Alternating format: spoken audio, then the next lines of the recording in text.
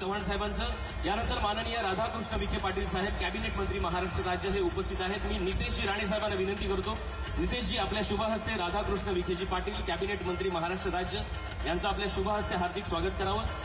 अनुभव, संयम आणि प्रशासनाची सखोल जाण असलेले राधाकृष्ण विखे पाटील साहेब हे महाराष्ट्राच्या राजकारणातील एक भक्कम स्तंभ आहेत। शेतकरी आणि सर्वसामान्यांच्या प्रश्नाला न्याय देणारे, लोकहिताला प्रथम प्राधान्य देणारे नेतृत्व या ठिकाणी माननीय राधाकृष्ण विखे पाटील साहेब उपस्थित आहेत। आमच्या या कणकवली भूमीमध्ये हार्दिक स्वागत। यानंतर सुनीलजी तटकरे प्रदेशाध्यक्ष राष्ट्रवादी काँग्रेस। मी नितेशजी राणे साहेबांना पुनश्च विनंती करतो की आपण या कार्यक्रमाच्या निमित्ताने सुनीलजी तटकरे साहेब यांचं देखील हार्दिक स्वागत करावं। राजकारणात समतोल राखत संघटनाला दिशा देणारे राष्ट्रवादीचं प्रभावी नेतृत्व हे दृश्य आपण बघू शकतोय। सिंधुदुर्गमधून थेट लाईव्ह दृश्य आहेत। नारायण राणेंच्या वाढदिवसासाठी मुख्यमंत्री देवेंद्र फडणवीस यांची उपस्थिती दिसते। अनेक महत्त्वाचे नेते सुद्धा आहेत। राधाकृष्ण विखे पाटील यांची उपस्थिती दिसते।